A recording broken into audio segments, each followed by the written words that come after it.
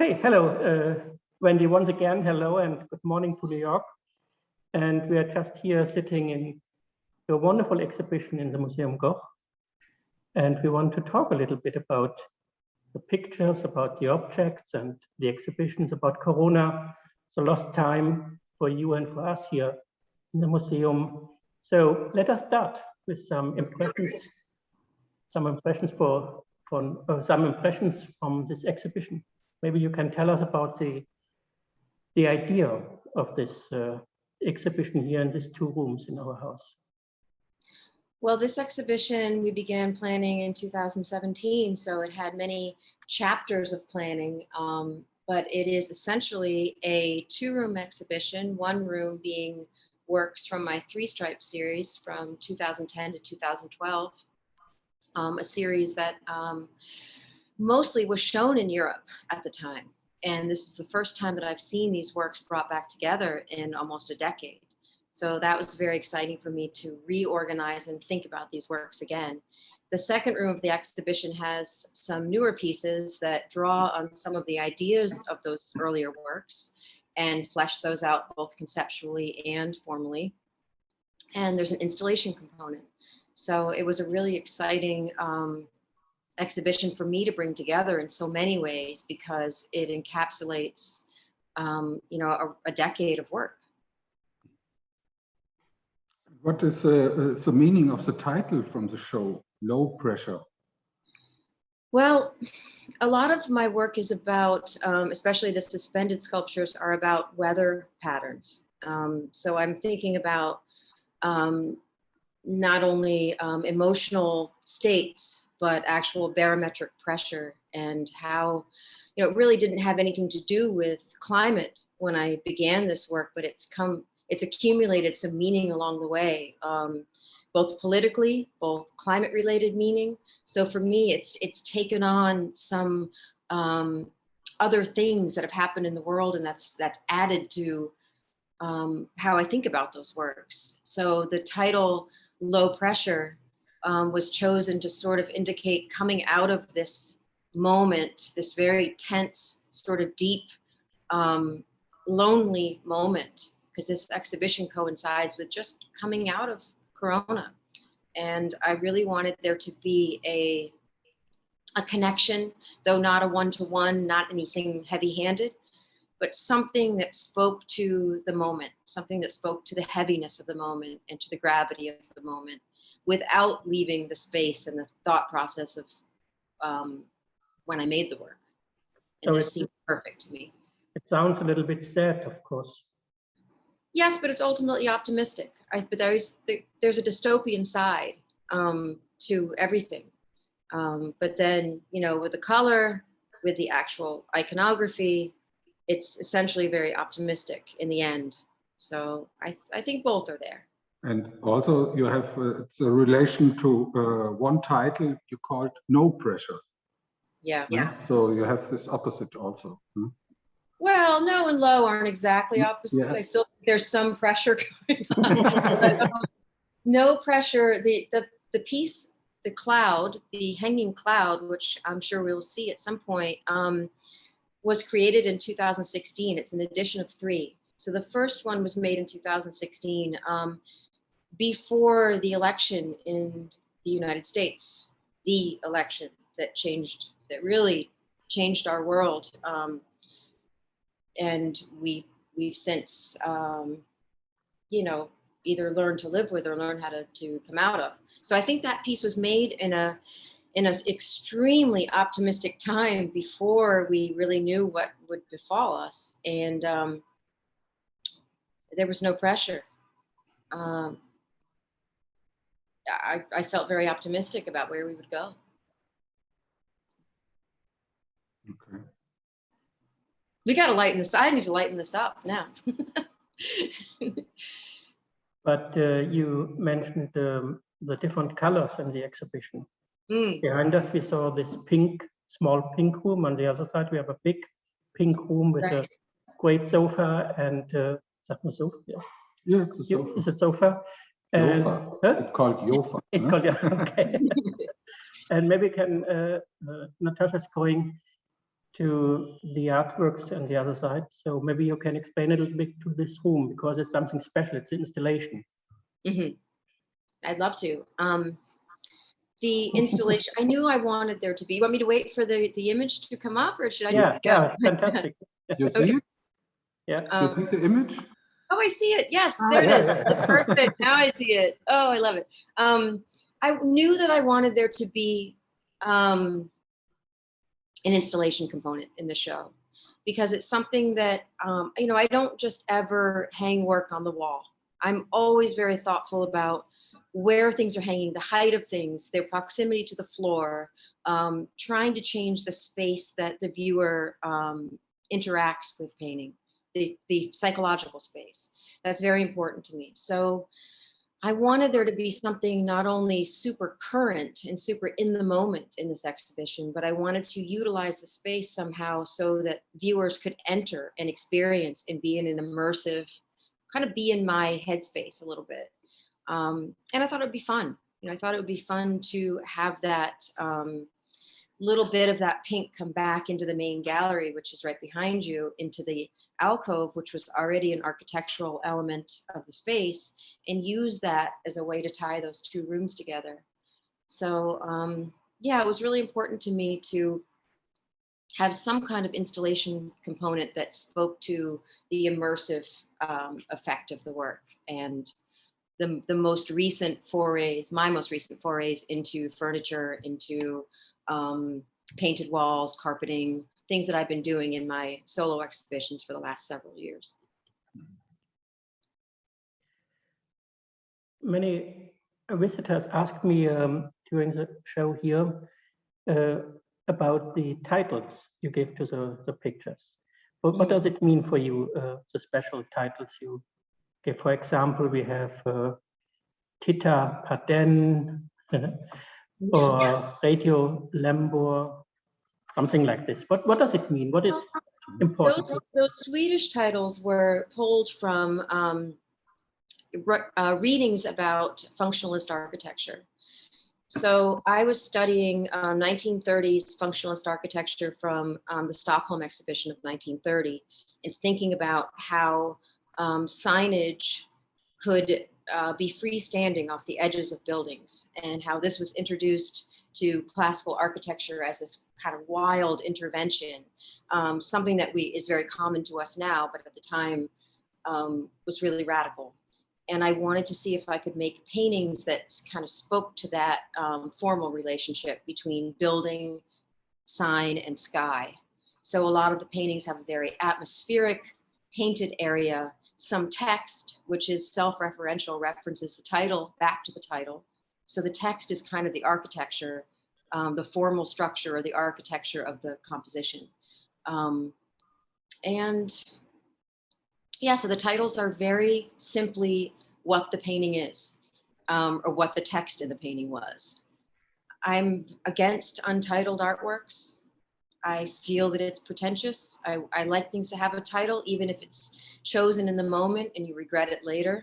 I feel like there's something very personal and direct and fearless about saying it's this right now. Going forward, it will always be that. So I try to almost always choose a title for works.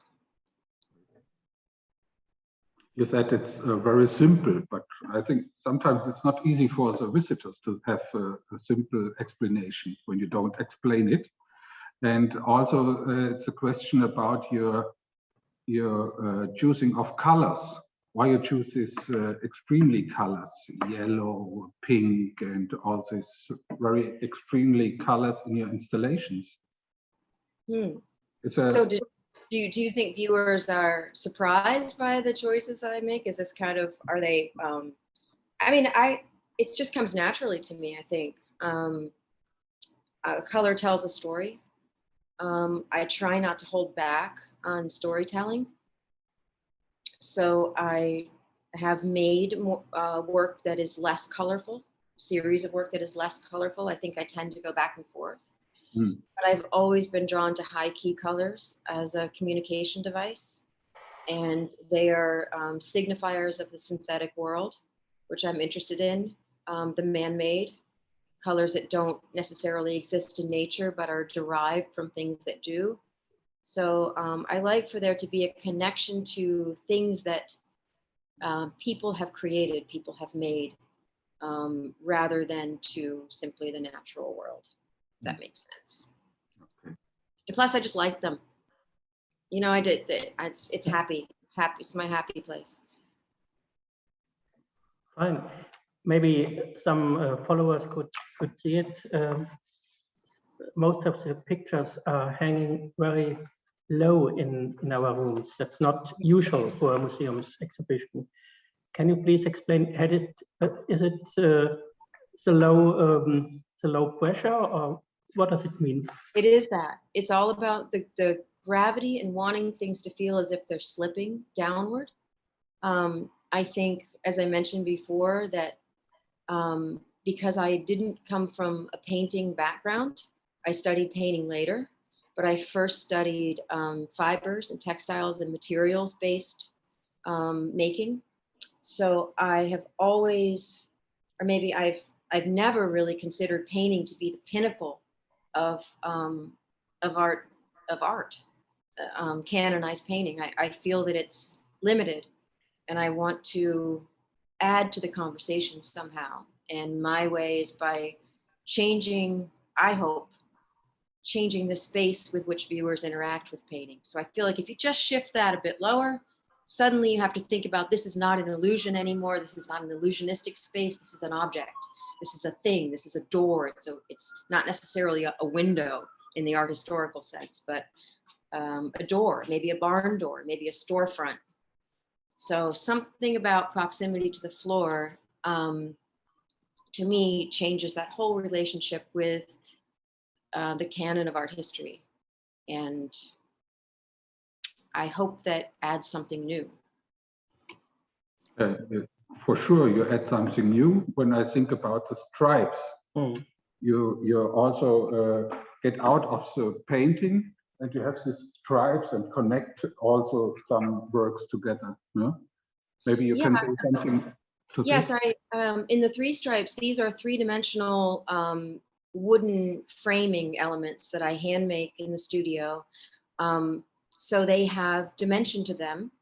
They're not something you can just go to the wood shop and purchase. There's something very specific that I came up with because I wanted to push the viewer's eye out of the painting and back into the room. And I thought, I want to do that in the speediest way possible, the fastest way. So a stripe, something that would send you outside of the painting and back onto the wall, so that you're contemplating the space of painting, but you're also contemplating architecture. And that's where those started. And then they turn into letter forms, again, with some of the titles of the work, which reference existing buildings, existing signage. So they began to be organized into recognizable or semi-recognizable structures. And then at other times, pushing you back out, or pushing you back in, or taking you around a corner, or in the case of your installation, around a wall and onto the back side of the wall to a second work. And it's a new idea of Frank Stella's shape canvas also. Exactly. Yes, it's very Frank Stella inspired. And Frank Stella always said you should always feel how the work is put together. You should be able to feel how things are connected. And I think about him and his work and what he said a lot. And I love for there to be that that handmade quality, that you can see from a distance that something is special, has been made by hand. So while my work is very graphic, it always has a visible texture. It always has a visible mark making, or something that brings you back to the studio, brings you back to the hand. And the different part of one work is also referring to this. You don't do it on one canvas, you do it many times in different parts, no? In 2 parts or 3 parts or whatever. Do you mean with the three stripes works that they're Yes. all? Yes, the canvases are obviously painted, the frames are built, everything is connected at the end. when I made those, I painted the canvas first, and then I decided on the framing elements based on the composition of the painting. So there was a process of, I don't plot out my paintings ever.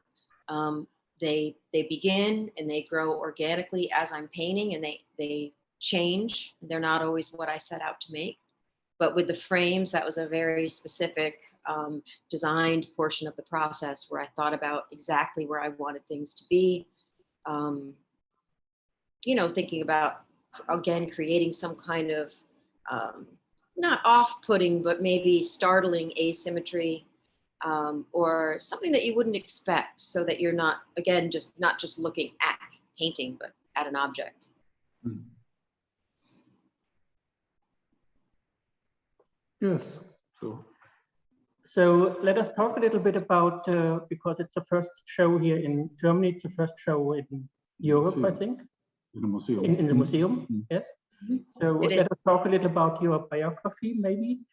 You are now living in New York, but right. you are not born in New York. You are born in a small town in the north, you told us. And it's funny because Goch is also such a small town in the west of Germany. So what is it for you to change from this small town where you were born to New York, to this Big Apple, to all the museums, to all these artists and this? Well, I've been here long enough that I'm over the shock of it, but I think, you're born where you're born, but it doesn't, you kind of are I believe you are who you are when you're born, and you seek out the things that you need. So I was never going to stay in a small town, but I can appreciate it. And I loved coming to Goch. I loved it. Actually, Goch is bigger than the town I grew up in, much bigger. So I really had a great time there and felt very comfortable and loved it. But I think a lot of my work is about that experience of being in the city, about the visual noise, about the speed with which you encounter not only people, but signage and objects and buildings and change, the speed with which things changes. I like change. I like moving forward. I don't even think about yesterday. So I could not live in a small town anymore, because I need for things to change rapidly. It's what I like to see. It's what I'm inspired by. So New York is perfect for me because every day it's different. That said, I can still appreciate the slowness, and I love to slow down and have the best of both worlds. But New York is it's an incredible place to live, because we don't dwell on anything. We just keep pushing forward. And that's kind of that's my mantra for making art as well. As you can tell from the way that I work in series and the way that I'm always trying to break out and push my own work forward, that it just matches my personality. And you studied in New York at the Academy? No, I actually studied I went to undergraduate school in Savannah, Georgia, which is in the South. So I was there for 4 years for college, and then I stayed there and taught for a couple of years, and I lived there a couple of years after that. So I spent a good amount of time in the southern states. Mm-hmm. So I have that perspective as well. Fine. I followed the sunshine. So you like the changes, and what you think about our rooms, because it's not so easy to play in these different rooms we had here. We saw it before, where the installation was. It's a room with different levels, né?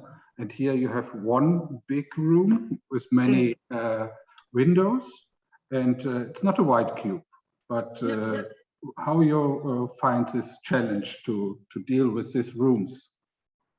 I love a challenge, so I do. I think the white cube, that's great too, but it's not everything. And I think that there's something exciting about trying to see how art can interplay with architecture. Obviously, I mentioned that that's an interest of mine. So the challenge of figuring out, I love the alcove behind you. That's almost my favorite thing in the whole exhibition, because it was something that I would never have decided to do. I wouldn't have said, cut this space, please, for my show, but it was there. And once I saw it and figured out how to use it, it became this kind of almost indicative of the theme of the whole exhibition in some unexpected way. So I think when that happens, it leads to breakthroughs in the work. And since I came back from installing the show there, I've had breakthroughs in the studio that I don't think I would have had.